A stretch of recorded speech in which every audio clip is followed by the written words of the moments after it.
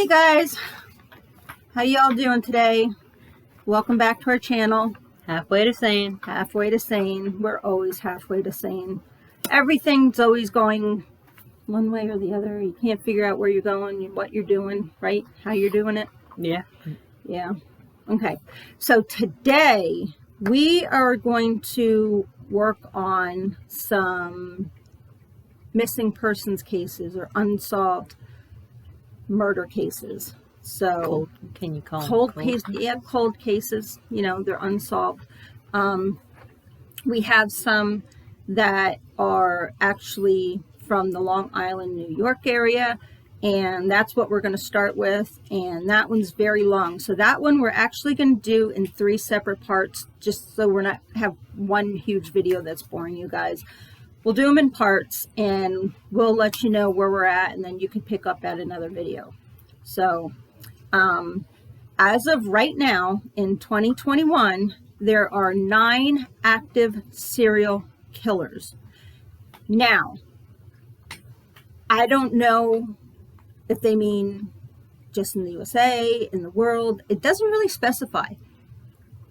It just says 9 active serial killers. So, unsolved cases. 9 too many. Sorry. Well, yeah, it is. There shouldn't be any. So, the Long Island serial killer is also known as LISK, which is L-I-S-K, Long Island serial killer, okay? Then it's also called the Gilgo killer, because some murders happen in that area.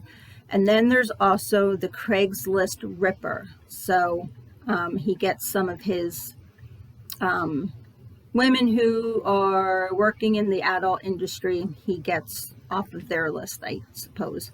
But it's also called the Gilgo Beach Killer or the Seashore Serial Killer. There's several names for him, as you can tell, but it's all based off of that one person. So claimed people are somewhere between 10 to 16 victims. They're not 100% sure. The time frame for these murders was 1996 through 2010. It was the United States and New York. So there was my answer from before, not knowing where it was all based out of. So the Long Island serial killer is an unidentified suspected serial killer who is believed to have murdered between 10 to 16 people over a period of nearly 20 years and have disposed of their dismembered bodies in areas on the south shore of Long Island, New York. Most of the known victims were sex workers who advertised on Craigslist. The victims' remains were found over a period of months in 2010 and 2011 after the disappearance of Shannan Gilbert resulted in a police search of the area along the Ocean Parkway near the remote beach towns of Gilgo and Oak Beach in Suffolk County. Sorry about that. The remains of 4 victims, the Gilgo 4, were found within a quarter of a mile of each other near Gilgo Beach in December of 2010. 6 more sets of remains were found in March and April 2011 in Suffolk County and Nassau County. Police believe the latter sets of remains predate the 4 bodies found in December of 2010. Gilbert's remains were found a year after the remains of Gilgo 4 were discovered. Her cause of death remains contested, with police claiming accidental drowning while an independent autopsy determined possible strangulation. So they're not sure if she's one of them? Yeah, they haven't, I guess, officially claimed that she's part of that group. I guess there weren't enough similar things that they were looking for. Okay, so police investigations. The first discovery of the human remains was made by the side of Ocean Parkway in Oak Beach on December 11, 2010. The investigation was prompted by a search for Shannan Gilbert, a 24-year-old sex worker who had disappeared in the area in May that year after fleeing from a client's home and making an emergency 911 call saying that someone was trying to kill her. I bet she knew who he was. A month after her disappearance, the Suffolk County Police Department's Missing Persons Bureau asked Officer John Mala to search for Gilbert with his trained cadaver dog, a German Shepherd named Blue. Over the course of the summer of 2010, Officer Mala unsuccessfully searched the gated beach community where Gilbert had last been seen. He tried again on December 11th, staying close to the shoulder of the parkway on the advice of the FBI. The edge of the road was covered with thick vegetation and a light layer of snow, yet by the afternoon, Blue had alerted to a scent which the pair tracked to a skeleton in a disintegrating burlap bag. The remains were later identified as Melissa Bartholomew? Is that one? Bartholomew? Oh, Bartholomew, I guess. Police discovered 3 additional bodies while searching the scene for further evidence. The bodies of all 4 victims, Maureen Breyer, Melissa Bartholomew, Megan Waterman, and Amber Costello, were each found about 500 feet apart from each other. Now that's weird. In March 2011, a partial remain of Jessica Taylor were found along Ocean Parkway 8 years earlier. Taylor's partial remains had been found in Manorville. The next month, in April 2011, police discovered 3 additional sets of remains. An unidentified female toddler, an unidentified Asian trans woman, and Valerie Mack, whose partially remains had been previously found in Manorville in November 2000. 2 more bodies were found in Nassau County. An unidentified woman whose partial remains had previously been found on Fire Island in 1996, and an unidentified woman who was later found to be the mother of the unidentified toddler found in Suffolk. Shannan Gilbert's remains were found on Oak Beach in December 2011. On May 9th, the police speculated that because of the similarities in the cases, Valerie Mack and Jessica Taylor may have been murdered by a second separate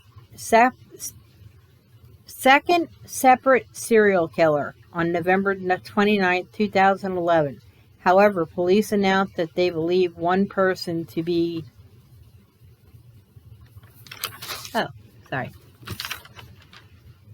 responsible for all 10 murders and that the perpetrator is almost certainly from Long Island. The single killer theory stems from common characteristics between the condition of the remains and forensic evidence related to the bodies. In June 2011, Suffolk County Police announced a $25,000 reward for information leading to the arrest of the Long Island murderers.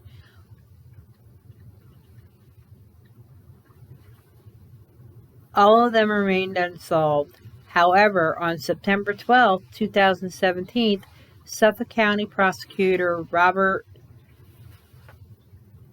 I can't even pronounce that, I have no idea. Bayan Kavilla from the County District Attorney's Office announced that John Bitrolf, a carpenter from the Manorville, Long Island, was a suspect in at least one of the LISK murders. Bitrolf had been convicted in May of that year of murders of 2 sex workers in 1993 and 94.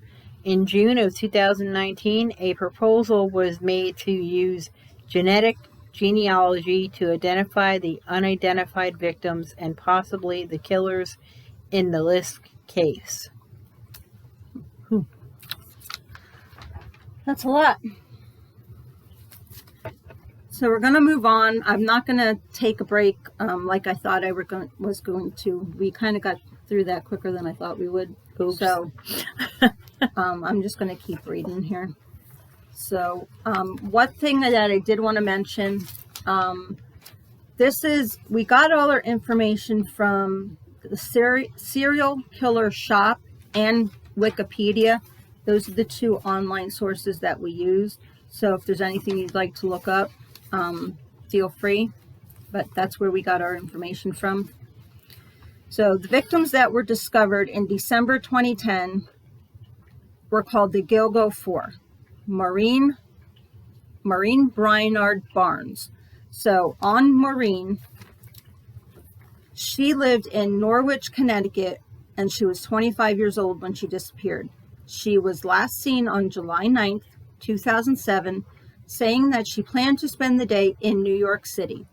She was never seen again. Maureen, a mother of 2, worked as a paid escort via Craigslist to pay the mortgage on her house. She had been out of the sex industry for 7 months, but she returned to the work in order to pay her bills after receiving an eviction notice. Her body was found in December 2010. Shortly after her disappearance, a friend of Maureen's, Sarah Carnes, received a phone call from a man on an unfamiliar number. The man claimed that he had just seen Maureen and that she was alive and staying at a whorehouse in Queens. He refused to identify himself and could not tell Sarah the location of the house. He told Sarah he would call back and give her the address, but he never called again. Sarah said the man had no discernible New York or Boston accent. The next victim would be Melissa Barthélemy. Hope I'm saying that right. Melissa was 24 of Erie County, New York, and she went missing on July 10th, 2009. She had been living in the Bronx in New York and working as an escort through Craigslist on the night she went missing.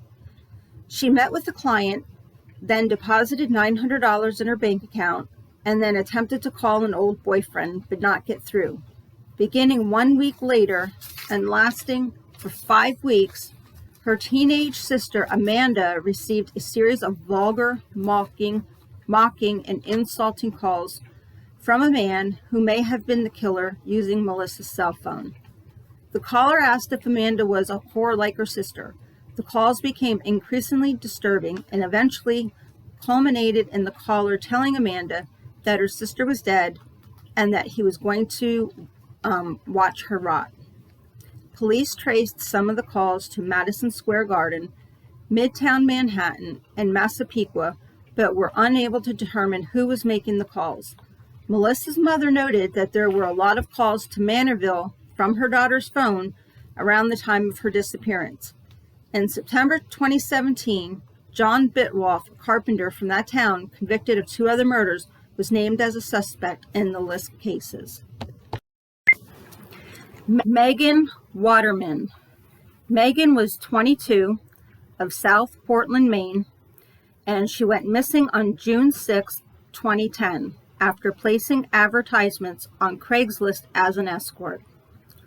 The previous day, she had told her 20-year-old boyfriend that she was going out and would call him later. At the time of her disappearance, she was staying at a motel in Hoggy, something like yeah. that. It's in New York, 15 miles northeast of Gilgo Beach. Her body was recovered in December of 2010, and she was the mother of one. Amber Lynn Costello. Amber was 27 of West Babylon, New York, a town 10 miles north of Gilgo Beach, was a sex worker and heroin user who went missing on September 2nd, 2010. That night, she reportedly went to meet a stranger who had called her several times and offered her $1,500 for her services.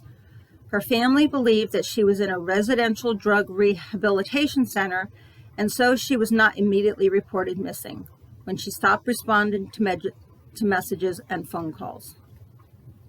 Victims that were discovered in March and April of 2011. This is horrible, people. They just keep going on and on. Yeah. 4 more sets of remains were discovered on March 29th and April 4th, 2011. All of the remains were found in another area off the parkway near Oak Beach and Gilgo Beach, within 2 miles and to the east of those found in December of 2010. So they're all still all in the same area. The newly discovered victims were Jessica Taylor, Valerie Mack, an unidentified woman dubbed Jane Doe or Peaches, and an unidentified toddler who was the daughter of Peaches. Suffolk police subsequently expanded the search area up to the Nassau County border, looking for more victims. And 2 further sets of remains were discovered on April 11th, 2011. Oh my God. They were found about 1 mile apart, approximately 5 miles west of those found in December. One set of remains belonged to a victim now thought to be a trans woman, dubbed John Doe. Police said the victim had been dead for between 5 and 10 years. The other remains were those of Jane Doe, number 7, whose partial remains had been discovered on Fire Island in 1996. Okay, that is just totally disgusting. All right, Jessica Taylor was a 20-year-old living in Manhattan when she went missing in July 2003. On July 26, 2003, her naked and dismembered torso. That's sick. Yeah, missing her head and hands, was discovered 45 miles east of Gilgo Beach in Manorville, New York. These remains were identified by DNA analysis later that year. Jessica's torso was found atop a pile of scrap wood at the end of a paved access road off Halsey Manor Road, just north of where it crosses to Long Island Expressway. Plastic sheeting was found underneath her torso, and a tattoo on her body had been mutilated with a sharp instrument. Why? Further remains found on March 29, 2011 at Gilgo, including the remains of a skull, a pair of hands, and a forearm were matched to Jessica. She had worked in Washington, D.C. and Manhattan as a sex worker. I don't know. It's disgusting that somebody, and it's not just, this appears to be one person, but it's just disgusting to know that there's people out there that do this crap. And in one area. Yeah, in one area. It's like mocking the police. Come on, catch me. Next victim. Okay, now this concerns Valerie Mack, Melissa Taylor in Manorville, Jane Doe, and Jane Doe number 6. Okay, Valerie Mack, also known as Melissa Taylor, was living in Philadelphia and working as an escort when she went missing in 2000. Part of her remains were discovered in Manorville on November 19, 2000, but were not identified until 2020. 20 years later? Mm-hmm. Her torso was found wrapped in garbage bags and dumped in the woods near the intersection of Halsley Manor Road and Mill Road. Her right foot had been cut off high above the ankle, possibly to conceal an identifying mark or tattoo. And I could see, yeah. A human head, right foot, and hands found on the ground April 4th, 2011 were at first determined to have belonged to an unidentified victim, dubbed Jane Doe number 6. On May 28, 2020, police announced that the remains had been identified as Valerie Mack, who had last been seen by her family members in the spring or summer of 2000 in New Jersey. The dismembered remains of Jessica Taylor and Valerie Mack were both disposed of in a similar manner and in the same part of Manorville, suggesting a link.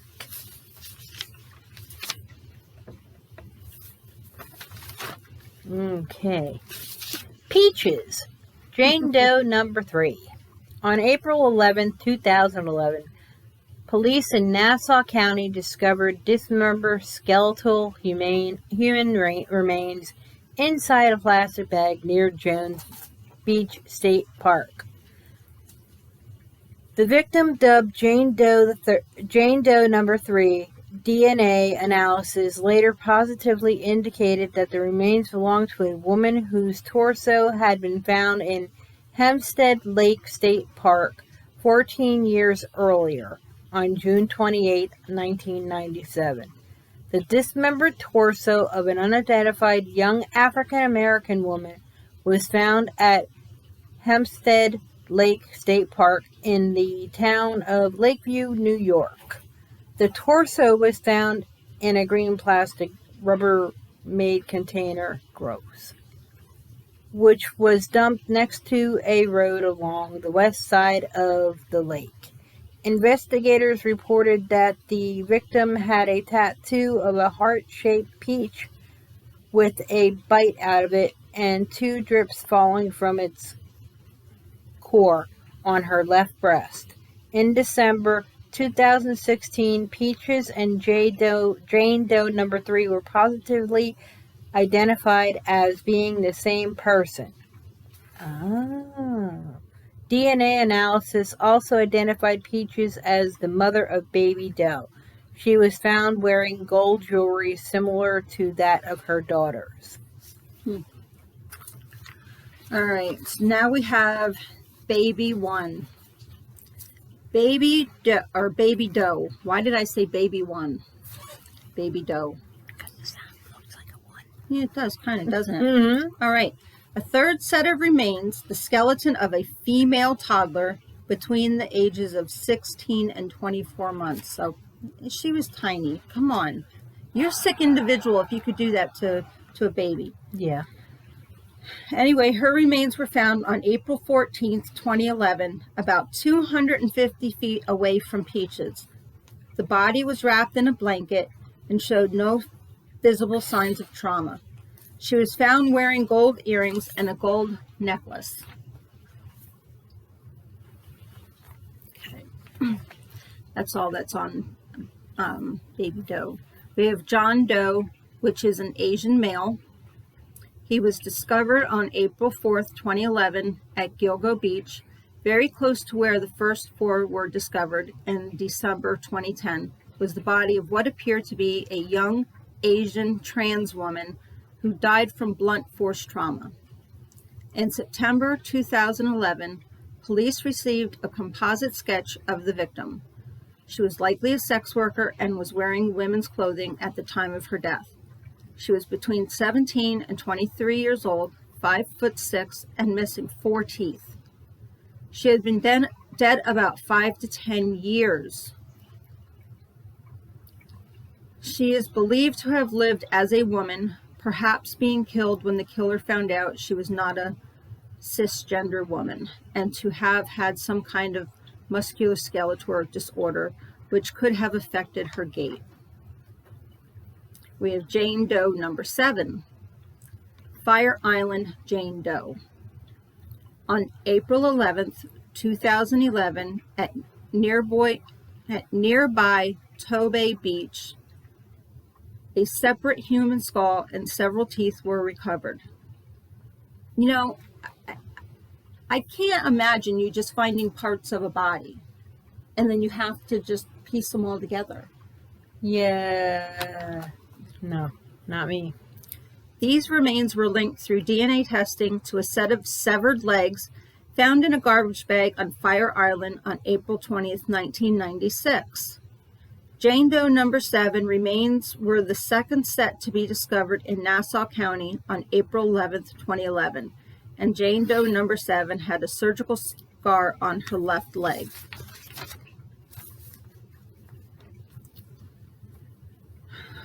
Oh, yeah. Discovery of Shannan Gilbert's body. On December 13th, 2011, police announced that the remains of Shannan Gilbert had been found in a marsh about a half mile from where she had disappeared. A week earlier, some of her clothing and belongings had been discovered in the same vicinity.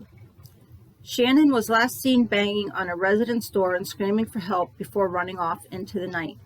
She made a 911 call that night, saying that she feared for her life. After 19 months of searching, her remains were found in a marsh. They believe that she was in a drug-induced panic and have concluded that her death was misadventure or inconclusive. Her family believes she was murdered. Her mother, Mary, filed a lawsuit for a new autopsy that revealed her hyoid bone was damaged, suggesting strangulation.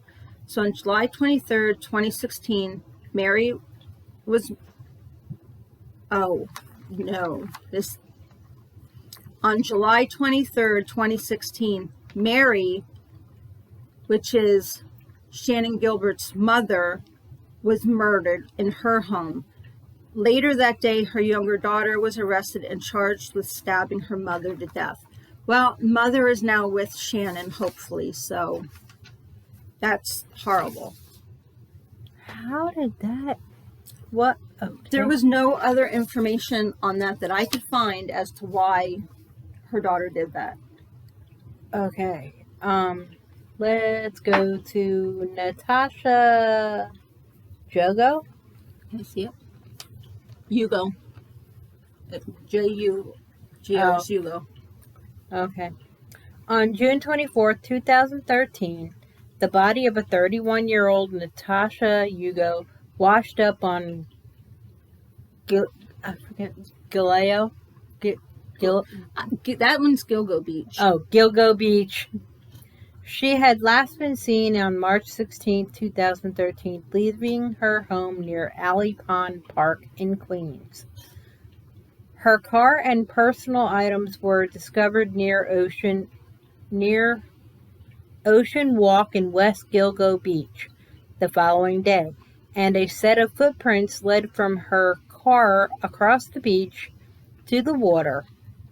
Natasha was 5'7", 120 pounds, with brown eyes and blonde hair. She was last seen wearing a black robe, pink pajama bottoms, and gray hoodie sweatshirt, black coat, and black boots. Okay. That's a lot. Yeah. Okay. But don't you always wear a coat when you go out in your pajamas? I don't understand that. And one. a robe. Yeah. Police have stated that her case is unrelated to the LISK case. Natasha's family said she had a history of problems in which she thought people were following her. Okay. That's still... Well, if she's running around with the same crowd, you might be suspicious after once in a while. Okay, we move on to Tanya Rush. On May 17th, 2011, the New York Post reported that Long Island police were revisiting other similar unsolved murder murders of sex workers. Named in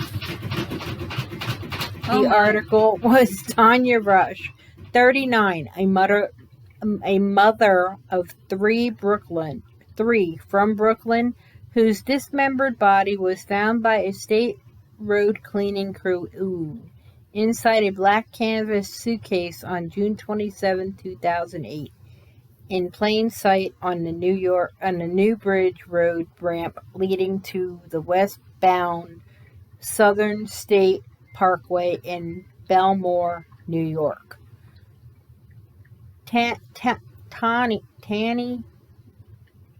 had been a Salvation Army volunteer and had worked in telemarketing. A drug addiction had led her to take up sex work. Most of the time, that usually happens. Yep. All right. We might as well just finish these. We only have a couple more, so instead of making another part, we'll just get it done. So we move on to identity of the killer. So the media has speculated about a profile of the killer, referred to by police as Joe C., which is an unknown subject. According to the New York Times, it is most likely a white male in his mid-20s to mid-40s. That's a big range there. Yeah. Who's very familiar with the South Shore of Long Island and has access to burlap sacks, which he uses to hold the bodies for disposal. Excuse me. I got a tickle now.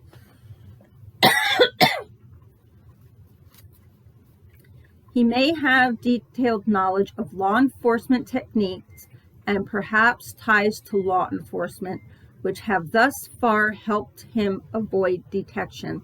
So, yes, a lot of people think he may be a police officer, or he just may work closely with the police and know what certain things are. So that's scary. Suspects and person of interest. Let's see. On September 12, 2017, Suffolk County prosecutor Robert Biancavilla said that John Bitroff, a Suffolk County resident convicted of murdering 2 sex workers and suspected the murder of a third, was a suspect in at least one of the LISK murders.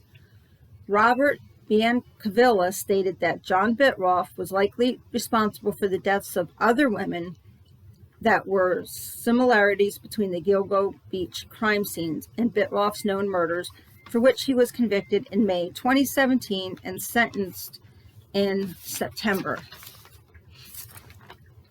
He was arrested in 2014 after his DNA was found on 2 murdered women, Rita Tangretti and Colleen McNamee, whose bodies were found in 1993 and 1994. So back then, DNA couldn't be tested, but thankfully they held on to some things and they were able to put that through the DNA system. The match had been made through DNA submitted by his brother, who was convicted in 2013 in an unrelated case. Bitroff was convicted in May 2017 of these murders and in September sentenced to consecutive terms of 25 years for each murder. So he has to do 25 and then another 25. So hopefully he'll never see the light of day again. Bitroff lived in Manorville, 3 miles from where the torso of LISK victims Jessica Taylor and Valerie Mack were recovered. A carpenter by trade, Bitroff was a hunter who was said to enjoy the killing of animals. Apparently it wasn't just animals. Right. The grown daughter of Rita Tangretti, who was murdered by Bitroff, was also the best friend of Melissa Bartholomew, who was one of the Gilgo Beach victims. You're starting to notice here, everybody is connected to everybody somehow or some way. Melissa's mother said that her daughter had a lot of calls to Manorville from her phone before her death. Joseph Brewer, an Oak Beach resident, was one of the last people known to have seen Shannan Gilbert alive. He hired her as an escort from Craigslist on the night of her disappearance. Joseph said that shortly after Shannan arrived at his residence, she began acting erratically and fled his home. Shannan was reportedly seen running through Oak Beach, pounding on the doors of homes in Joseph Brewer's neighborhood. Around the time, Gilbert called 911 saying that they were trying to kill her. Police, however, did not find any evidence of wrongdoing, and Joseph was quickly cleared as a suspect. All right. So, we move on to James Burka. Former Suffolk County Police Chief James Burke was reported to have blocked an FBI probe of LISK case during his time as police chief. Yeah, that's not good. In November 2016, James Burke was sentenced to 46 months in a federal prison for assault and conspiracy. Burke violently assaulted a man in custody who had stolen a duffel bag from his police vehicle. Oh, okay. The duffel bag contained sex toys, a pornographic DVD, and Viagra. Oh boy. James Burke pled guilty in February 2016 to the charges of a civil rights violation and conspiracy to obstruct justice. Thomas Spada, the then district attorney in Suffolk County, was convicted in December 2019 of conspiracy to cover up Burke's violent assault. Christopher McPartlin, who had been Suffolk County's top anti-corruption prosecutor, was also convicted in the conspiracy. Whoa. In December 2016, an attorney for Shannan Gilbert's family reported that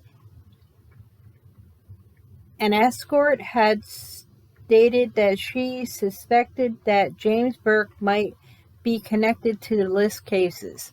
Sounds to me like that's right. Mm-hmm. The escort, who identified herself as Leanne, stated that at one party she had attended in April 1st, 2011 in Oak Beach, she had seen Burke drag a woman of Asian appearance by the hair to the ground. Leanne said that's when she saw James Burke at a later party in August 2011. She decided to engage in sexual activity with him.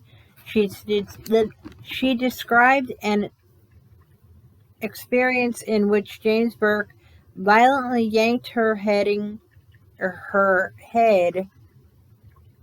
during oral sex to the point where she began to tear up. Burke was unable to reach orgasm and proceeded to throw $300 or $400 at her afterwards, and at the time she was not a professional sex worker, and she states that this was the first time she was paid for sex. Okay.